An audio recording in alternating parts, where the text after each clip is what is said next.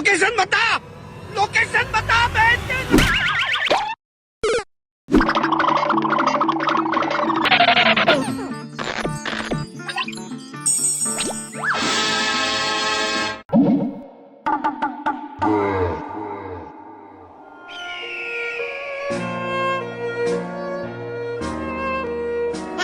किसी फुर्सत की घड़ी में अगर आप ये तय कर लेते हो कि आज तो मैं इसका पूरा चैनल चाट लूंगा, तो आप मुझे अलग अलग रूपों में पाओगे।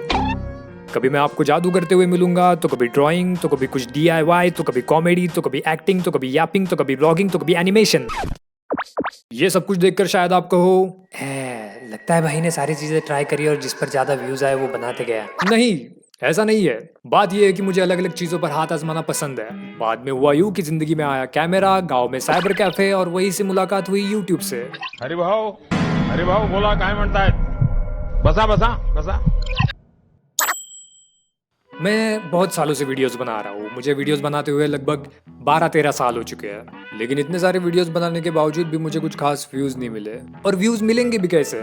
जैसे डॉक्टर बीमारी के लक्षण देखकर गोली देता है, वैसे ही एल्गोरिथम कंटेंट देखकर ऑडियंस देता है। तू वीडियो क्या बनाता है भाई? तू वीडियो क्यों बना रहा है? शायद मैं व्यूज का इतना प्यासा नहीं था। I mean, गिरते व्यूज देखकर मेरे दिल को ठेस तो पहुंची है, लेकिन इतनी भी नहीं कि मैं ये काम करना ही छोड़ दूं। जो मन में आता गया मैं बनाते गया, और ऐसे मेरे मन में आया कि क्यों ना एनिमेशन बनाया जाए। मैं एनिमेशन बनाने लग गया और ऋषिकेश जी के कार्टून्स, ऋषिकेश जी का एनिमेशन लोगों को काफी पसंद आने लग गया। इसके परिणाम स्वरूप उनके likes, comment, shares, followers, subscribers वगैरह जो भी होता है सब बहुत बढ़ने लग गया। अब ऋषिकेश जी को बहुत सारे लोग जानने लग गए। लोग ऋषिकेश जी के काम की सराहना करने लग गए। भाई मुझे आपका कंटेंट बहुत अच्छा लगता है। मैं कंटेंट नहीं बनाता, मैं आर्ट बनाता हूँ। मैं आर्टिस्ट। क्या बोल रहे हो भाई? सुनाई नहीं दे रहा। थैंक्स। खैर, इंटरनेट पर इतना अटेंशन हमें इससे पहले कभी नहीं मिला था। कल तक जो हमारे वीडियोस पर 200-300 व्यूज आते थे, आज उन्हीं वीडियोस पर 200-300 मिलियन व्यूज आने लग गए। ये सब कुछ देखकर ऋषिकेश जी को मजा आ गया।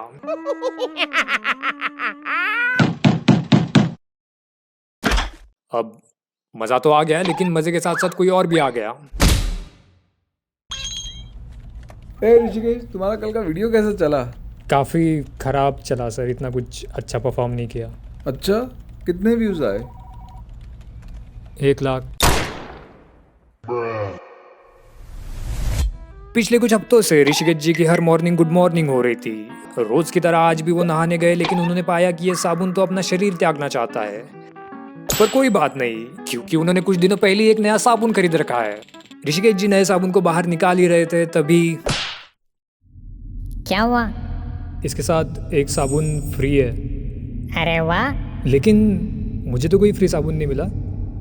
तो जाके लेके आओ। दुकान बहुत दूर है। तो एक साबुन के लिए इतने दूर जाऊँ? घूम फिर करके फिर तनाव आ गया। ऋषिकेश जी की गुड मॉर्निंग अब बैड मॉर्निंग बन चुकी थी। पैसा बर्बाद, तेरा ध्यान कहाँ था? ऋषिकेश जी के पास एक साबुन तो था, पर अब वो साबुन उन्हें कम लगने लगा था। इस तनाव से मुक्ति कैसे हो? सोच सोच कर ऋषिकेश जी परेशान हो गए। एक 10 रुपए के साबुन ने रातों की नींद की बलि चढ़ा दी। 1 मिनट, अगर मुझे ये पता ही ना चलता कि एक साबुन पर दूसरा साबुन फ्री है, तो क्या मैं इतना परेशान होता? यही तो बात है। अगर फ्री साबुन के बारे में ऋषिकेश जी को पता ही ना चलता, तो वो इतने परेशान ना होते। ठीक इसी तरह से अगर उन्होंने 20-30 मिलियन का स्वाद ना चखा होता, तो आज उन्हें 1 लाख कम ना लगते। यानी कि कोई चीज तब तक ही लुभावनी होती है जब तक वो हमसे दूर है। एक बार वो हमें मिल जाती है तो वो आम हो जाती है। देखा? इट्स लाइक कि तुम्हारे भेजे में कोई शैतान बैठा है जिसे हमेशा कुछ और चाहिए होता है। जब भी इस शैतान को कुछ और मिलने की संभावना यानी कि अपॉर्चुनिटी दिखती है, तो वो तुम्हें परेशान कर देता है। आपको शायद ना पता हो, लेकिन आपके दिमाग में बैठे इस शैतान का और बड़ी बड़ी कंपनियों का आपसी समझौता है। हम आपके लिए लेकर आए हैं चमकीले जूते। वैसे तो आपके पास जूते होंगे और उससे आपका काम भी चल जाता होगा, पर आपके जूते चमकीले जूते नहीं है। यानी कि आप उस हीरो की तरह कूल नहीं हो जो चमकीले जूते पहनता है। चमकीले जूते बनाए आपको कूल।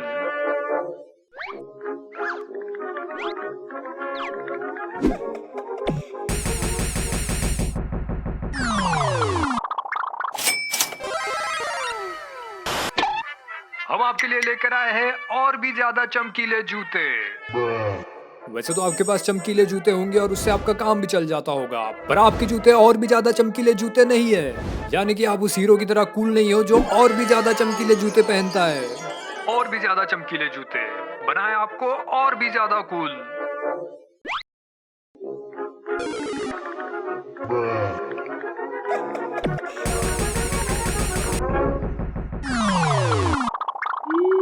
ये और चाहिए कहने वाला शैतान हम सबके दिमाग में है। हमें और नहीं चाहिए होता है, इस शैतान को और चाहिए होता है। और इसी और चाहिए के चक्कर में कुछ सालों में ये प्लेनेट रहने लायक नहीं बचेगा।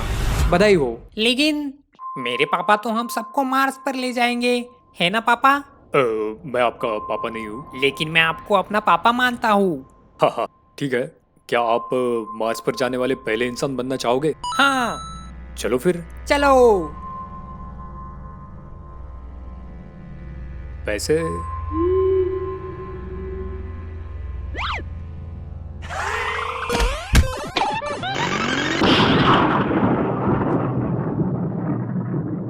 बारिशों से दोस्ती अच्छी नहीं फराज। कच्चा तेरा मकान है, कुछ तो ख्याल कर।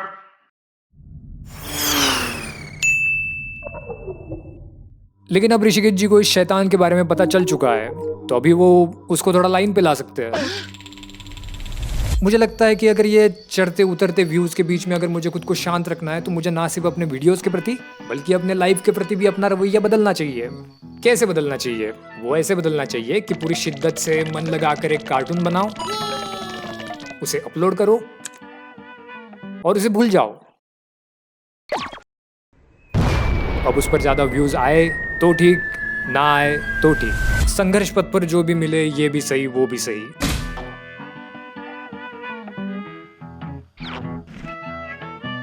अगर व्यूज कम आए तो देखेंगे कि कम क्यों आए, ऐसा क्या करना होगा कि बिना अपना ईमान धर्म बेचे इस पे ज्यादा व्यूज हम ला सके, इसे हम ज्यादा लोगों तक पहुंचा सके। और व्यूज अगर ज्यादा आए तो ज्यादा उड़ना भी अच्छी बात नहीं है। お前はどうしたんだ? お前にはこれ全部ふざけて見えるんだな。What's wrong with you? You think all this is a big joke, don't you? Don't do it, son. Don't do it. मत कर बेटा, मत कर. मैं बोल रहा हूँ बेटा, मत कर ये सब. है लाइफ में कुछ भी परमानेंट नहीं है। कभी धूप, कभी छाव, कभी उतार, कभी चढ़।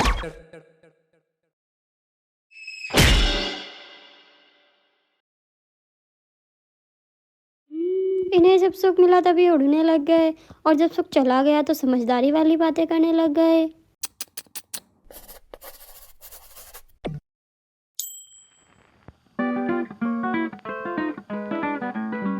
ओके, सो इस वीडियो को भी मैं अपलोड करके भूल चुका हूँ। अब आप ही बताइए, इस वीडियो का चलना ना चलना किसके हाथों में है? आपके हाथों में। लाइक, कमेंट, शेयर, सब्सक्राइब करके आप इस वीडियो को कहां से कहां तक पहुंचा सकते हो। You can do it. आप बस हार मत मानिए। अगर आप चाहो तो आप कुछ भी कर सकते हो। इस समाज को कुछ नहीं मालूम। यहाँ पे क्या करने आए? भैया हम घर से निकले हैं सत्य की खोज में।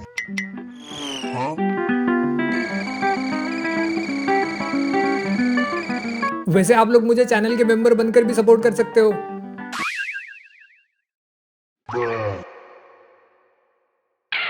भाई मुझे आपका कंटेंट बहुत अच्छा लगता है।